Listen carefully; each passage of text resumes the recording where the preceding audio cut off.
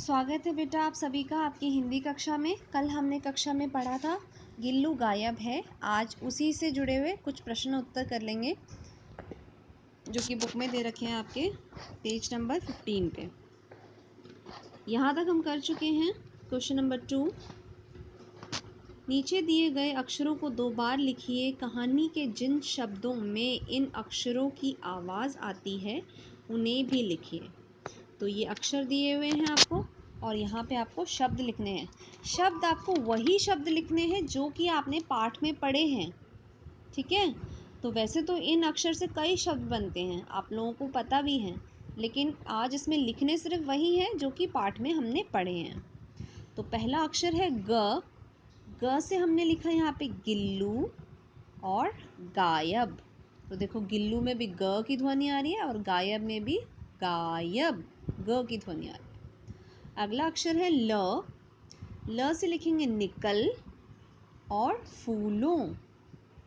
उसने कहा था ना कि मैंने फूलों की माला बनाई है। फूलों ल की ध्वनि आ रही है। इसी तरह से न, आपको ये अक्षर भी यहाँ पे 2 बार लिखने हैं। एक बार इन्हें बिंदियों से लिख के दिखाया गया है, उसी के ऊपर आपको ट्रेस करना है और दूसरी बार आपको यहाँ लिखना है। तीसरा अक्षर है न, तो 2 बार न लिखेंगे यहाँ पे और न से अक्षर लिखेंगे नहीं बनाई। तो दोनों में न आ रही है, नहीं बनाई। अगला अक्षर है र। र से डॉक्टर और मेरी। डॉक्टर मेरी, दोनों में र ध्वनि आ रही है। अगला अक्षर है ह और फिर ह से शब्द है हाथ और दूसरा शब्द है कहीं। तो मैंने आपको 2-2 शब्द बताए। अगर आपको पाठ में इससे ज़्यादा शब्द मिलते हैं जिनमें इन अक्षरों की ध्वनि आ रही है या आवाज़ आ रही है, वो भी आप यहाँ लिख सकते हैं। चलिए अगले पेज पे चलते हैं। अगले पेज पे हम करें, दिए गए चित्रों के नाम बोलिए। जिन चित्रों में ऊ की आवाज़ आती है उन्हें अक्षर ऊ से मिलाइए, वह उनका नाम लिखिए। तो यहाँ पे आपको कुछ पिक्चर दिए हुए हैं, कुछ चित्र दिए हुए हैं, इनके नाम लिखने हैं और आपको देखना है इनमें कहीं ऊ की ध्वनि तो नहीं आ रही, ऊ की आवाज़ तो नहीं आ रही है। और ऊ की आवाज़ जब हम अक्षर के साथ लिखते हैं तो उसकी मात्रा इस तरह से लगती है शब्द के नीचे। जैसे कि मैं बोलूँ, अगर क पे ऊ की मात्रा लगेगी तो इस तरह से लगेगी कू, ठीक है। तो चलो अक्षरों को देख लेते हैं, चित्रों को देख लेते हैं। किसका चित्र है ये? गिलहरी। क्या गिलहरी में ऊ की आवाज़ आ रही है?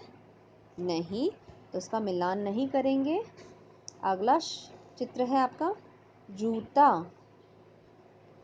जूता, जूता में ऊ की ध्वनि आ रही है, ये रही नीचे ऊ की मात्रा, है ना, तो इसको ऊ से मिला देंगे।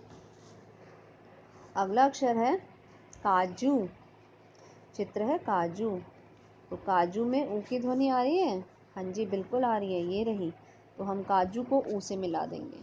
उसके बाद है पेड़। क्या पेड़ पे ऊ की ध्वनि आ रही है? नहीं, नहीं आ रही है, तो इसे नहीं मिलाएंगे, ठीक है।